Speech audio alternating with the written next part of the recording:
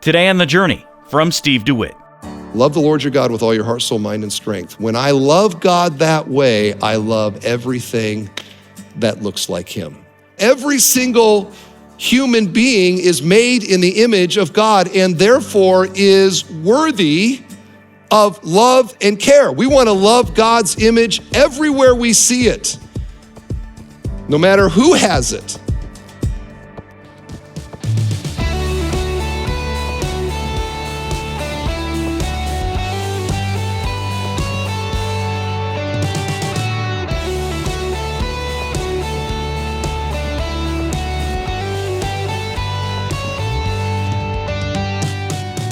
Life is sacred at every stage. Today on The Journey, Pastor Steve DeWitt explores God's unchanging truth regarding human dignity, challenging us to love like the Good Samaritan did. Drawing from Scripture's powerful teaching, we'll learn how to uphold the sanctity of life from conception forward. It's the conclusion of a message titled, Loving God's Image Everywhere. And if you missed part 1, you can replay this message and others from the Being Human series online at thejourney.fm. But now, here's Pastor Steve to get us started. The lawyer asked the question, who is my neighbor? Jesus takes it to the next step and assigns that status to anyone, any image bearer that we cross paths with, to see them like the Good Samaritan, not as a mess and not as an inconvenience, but to see them as an image bearer. Now, with that said, let's transition now to how does this relate to our posture as a congregation towards the matters of the unborn and life inside the womb, as well as to matters regarding racial reconciliation and ethnicity. And I want to start with the unborn child. Here we are, it's yet another year. I don't know how many, 20 years we've been doing this message and talking about this and, encouraging people to be a part of this, challenge in our country with Roe v. Wade and all the rest. We're affirming once again our moral belief that human life begins at conception and that a baby in the womb is a human being, an image bearer there in the womb. It's basically the same message. If you've been around here for a long time, you're like, oh, here he goes again. But I call us to pray that our country would move towards righteousness. Righteousness exalts a nation. And this is a massive category with tens of millions of children aborted that is utterly displeasing to God and should grieve anyone who values the image of God and loves it everywhere. The legal situation changes, but the doctrinal situation for God's people doesn't. It's the same doctrine, and we must continue to declare this and to apply it to many categories in our society. And what is that doctrine? That all human life is in the image of God. All human life.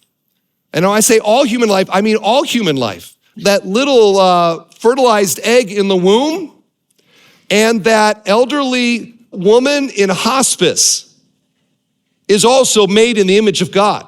When God made Adam and Eve, he breathed into them the breath of life, and man became a living soul. That sacred human breath and life continues and must continue to be sacred in our hearts and in our minds and in the way that we treat other human beings. Loving God's image requires that we see people, first of all, not as at their age or their race or their geography or their standing in society or whether they're healthy or beat up along the road on the path to Jericho. We don't see them that way first. We see them first as bearing the image of the infinitely worthy God, and therefore worthy of our love and our care, indeed with an ethical call for us to love and to care for them. And this applies to every single human being. It doesn't matter, again, stage of life. It doesn't matter the viability question. It doesn't matter age. So I can say to the children that those children running around and making noise, and sometimes inconveniently so, they are made in the image of God, and we value them and we love them and we want to meet their needs. And the teenagers in our church and in our community and the transitions awkwardly into being an adult and the dumb things they do, just like we did, we love them anyway. We don't see them as an annoyance and an inconvenience, and sometimes, but most of the time, no. We love them because that 14-year-old boy bears the image of the infinitely glorious and worthy God.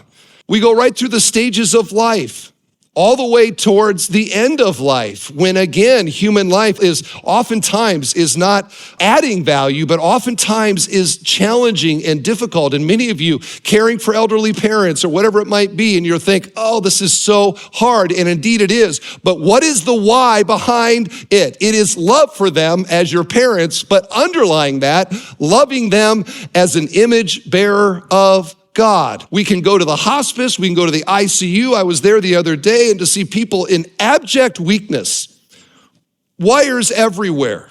Why do we care about that person in the ICU? They are bearing the image of God.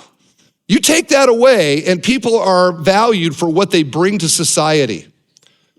And that is why down through history, children have always bore the brunt of society. And to go to Brazil right now and to see the squalor and the street kids by the hundreds of thousands eking out an existence because society says that they're not valuable. What do they have to offer?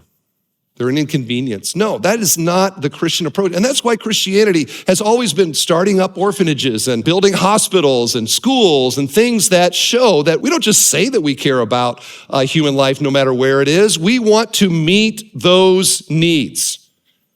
And so we affirm again that human life is sacred and we must treasure it everywhere we see it.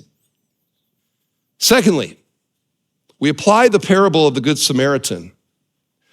And we see in the Levite and the priest that the necessary first step to mistreating people or lacking love for them is to somehow dehumanize them. We have to dehumanize them to detach a sense of ethical obligation to them. So what was the real difference between the Levite, the priest, and the Samaritan? We could say, well, two of them walked on the one side of the road and the other went towards the man. That would be true. But what was underlying those actions? The difference was that the priest and the Levite saw a man, but they did not see an image bearer. They saw an inconvenience. They saw a bloody mess. They saw trouble. But the Samaritan refused to see the man through the grids through which most people look at other people. We could start with religiously. The Good Samaritan did not see that man religiously. Why would that be a problem? Well, the Jews and the Samaritans were religiously different. He also did not see the man ethnically different than him. In other words, he refused to see that man through the grid of cultural expectation for that day. The Levite and the priest were acting the way that most of the people probably would have acted at that time, but the Samaritan refused to go with the cultural norm, the spirit of the day. No, he went beyond the expectation, the norms, the racism, the other isms that could have excused him from doing anything. What he saw was a human in need. He saw an image bearer of God. He saw somebody worthy of his attention and his care and his love. And you know what? It was radical in that day, and it is radical today. If God's people lived that out even more faithfully, it would radically alter people's view of Christianity. Because so easily we do the same thing that our culture does and that the Levite did and the priest did. We dehumanize people by putting them in a box. And that box is somehow different than my box. And if I can put them in that box, now I can treat them less than human. And history filled with examples of this. The Nazis referred to the Jews as vermin. And once they're vermin, you can treat them like vermin. And they did, and they exterminated them. We know that the Japanese did the same to the Chinese. We know that in Africa, the Hutus and the Tutsis were doing the same thing. Look at the story of slave trading down through human history. When human beings become property, now I can treat them like property and not treat them like human beings. Or in our modern day, when you take women and you objectify them, now you can traffic them. And that goes on around the world every single day, tragically. So on and on this goes. And the implications, I think, for today continue to be profound. The Good Samaritan, I mean, it's as applicable today as it was when Jesus told it the first time. But today, in America at least, the way that we go about this in what is often known as identity politics, where we want to put people in boxes based upon their race, their gender, their age. This goes on all the time. You add to that the cancel culture today, if you're familiar with that term, where as long as somebody is in a certain box, now I can just, I can eliminate them. This immediate judgment based upon the box that somebody is in. Imagine with me if the Good Samaritan practiced identity politics. So here he comes down the road, the Jericho road. He comes upon the man, bloodied, beat to a pulp. He looks at him, he says, well, without a DNA test, I can't exactly be sure what his ethnicity is, but the proximity to Jerusalem and he's further away from Samaria, I'd have to assume this guy is a Jew, racially different than me, so I'm not gonna care for him. He can die for all I care. Jews. We also know that there's a religious box that he could have looked at him through. That guy probably was worshiping the temple and he thinks he's better than us because they think their approach is better than us. And so therefore, this guy's racially and religiously different than me. By current identity theory, there is no reason the Good Samaritan would lift a finger, do diddly squat for this guy laying along the road. And I want to ask you today, if you were the Samaritan, who in your life is the last person you would feel any responsibility to lift a finger and to help? What is the category of person that is so utterly different than you that you would feel no obligation towards? I decided to pick a few categories at some risk. I say to you, are you a lifelong Republican? And there along the road, you see a liberal Democrat in need. What do? Are you a Democrat? And there's this guy laying on the road, and lying next to him is a red MAGA hat. What do? Are you a Christian? And this guy's clearly a Muslim, clearly a Hindu, probably an atheist. What do? Are you white? Is this a black man laying along the road? Are you a Latino? Is this a white man laying along the road? And if it was, would you stop? Take a moment. What is the profile that for you would be the hardest kind of person for you to feel any ethical responsibility to be inconvenienced and to care for? Would you stop? Would you help? Would you see an image bearer of God? And the parable of the Good Samaritan challenges us, even to this day, to see all of these categories that so often are the lines down which we socialize and we feel comfortable and we encourage and we support, that there is something that is more important than all of these lines, and that is that every single human being is made in the image of God and therefore is worthy of love and care. We want to love God's image everywhere we see it, no matter who has it. Can we see that individual the way God sees them, as a human being, an object of God's care, a soul that Jesus died to save? And can we love God's image everywhere we see it? And if we can't, the issue is not the second command, the issue is the first command. Love the Lord your God with all your heart, soul, mind, and strength. When I love God that way, I love everything that looks like him.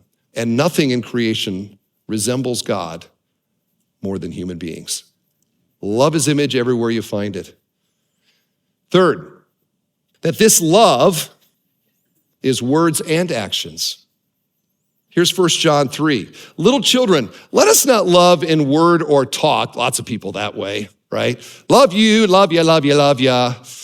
We throw out love all so easily. What kind of love is actual love? Is it just the sort of verbalizing of love? No, notice he says, let's not love in word or talk, but in deed and in truth. And I say this because, again, and I'm speaking to our culture, and I hope you know where I'm going with this. We live in a time where people display their compassion for the ills of society largely by yelling about it. They get on social media and they just rant about the ills of society and the wrongs, and this is terrible. And you've seen these sorts of things, typically from the same group of people or kinds of people. They call this virtue signaling, where everybody wants to position themselves in the minds of other people as being on the right side of issues, and that I am passionate about the right kinds of issues.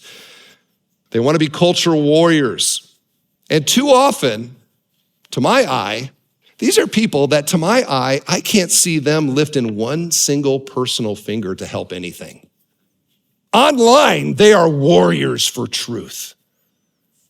But in practice, nothing. And yet, people are like, man, that guy he is a passionate for truth kind of guy. Imagine with me the priest or the Levite in a modern version, if you will. Comes along, sees the man beat up along the road, pulls out the phone, takes a picture, quickly posts something on social media. This is why we need new leadership in Jerusalem. Vote different this time. Why? Because this is a political problem right here, and we need a political solution. Or maybe say something like this: our society has turned away from God, and look what happens. Aren't you happy with it? If only Israel would turn back to God, then this kind of thing wouldn't happen. Or maybe something like this: look at this problem. Give money to my synagogue, and we will turn Israel back to God.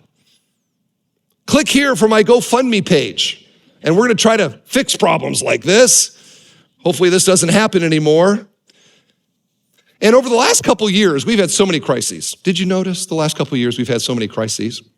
Over these past couple years, I have observed many people yelling about culture and race and justice on both sides of the political spectrum. There they are in their basement, on their computer, fighting cultural wars. Aren't they brave?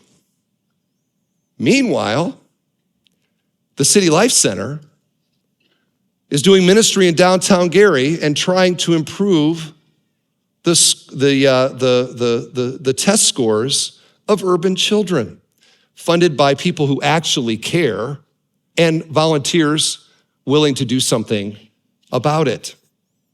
Did that person in the basement think about volunteering or giving to the City Life Center? There's the Women's Center of Northwest Indiana, providing ultrasounds to abortion-minded women to try to save the life of the unborn child. Did you think about volunteering or maybe giving to the Women's Center to actually do something about this? No. I note the Good Samaritan didn't have time to write diatribes against culture. He was too busy personally meeting the needs. And we need way more of that these days and a lot less yelling and ranting about it. Because love is not just saying something about it, it is love in deeds. It is doing something about it. And this is what separates those who love God's image and the world of pretenders that we have today. True love is word and deed. Okay? And a loving church, a loving God's image everywhere church will be less known for its outcry against the isms of culture and more known for its actual deeds of kindness and mercy to actual real people. And so that's my challenge, Bethel Church, and to the church as a whole, but to each of us individually. How about this? How about tomorrow, you resolve today that tomorrow morning is gonna be your Love God's Image Everywhere day. And you're gonna wake up this morning and say, okay, I am purposefully today going to strive the best that I can to love every single image bearer that God brings across my path today. I'm going to treat that person with the kind of respect and value that their image bearing deserves. And then off you go in the day. And that person cuts you off in the road. Or like me this morning, the slowpoke going down the road. I was grumbling about it, and then I remembered what I was gonna say in the sermon. Did you know this includes those closest to us? Our family? So easy to dehumanize, become familiar with the people under the same roof. Everyone there, image bearer of God. How about starting there? How about those who disagree with us? So easy to dehumanize the person with the opposing view and to not treat them respectfully as an image bearer of God. Today, God, I'm gonna love God's image everywhere I find it, everywhere I see it, no matter what their creed, no matter what the color of their skin, no matter what the condition that they are in, I want to love them. And you know what, friends? We've come so far as a church on this, but we've got further to go. And let's continue to push further and to be known as the Good Samaritan Church, who, because we love God, we love His image everywhere we find it. Let's be that church. Amen.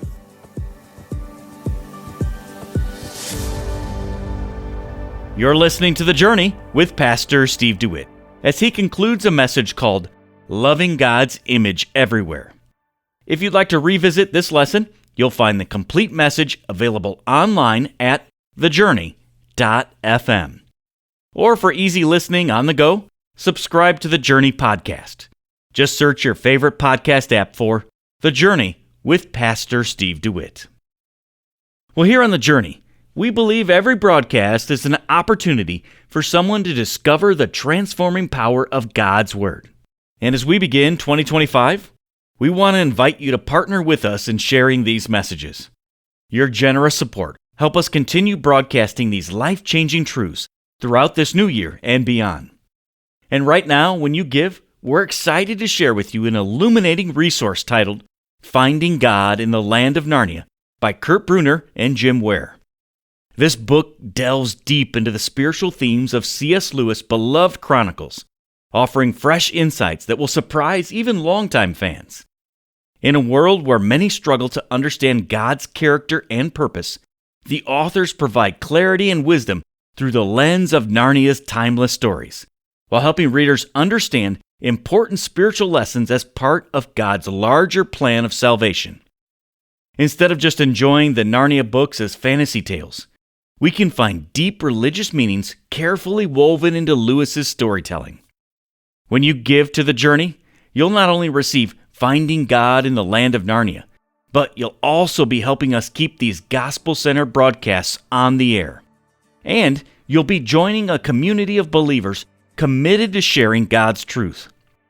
So if you're ready to join hands with us in sharing these important messages, give us a call. The number is 844-7-JOURNEY. That's 844-756-8763. or give online at thejourney.fm. Well, I'm your host, Tim Svoboda. Be sure to come back tomorrow when Pastor Steve begins another message from his Being Human series titled Being Fully a Human Being. That's Wednesday on The Journey with Steve DeWitt. Today's program was produced and furnished by Bethel Church in Crown Point, Indiana.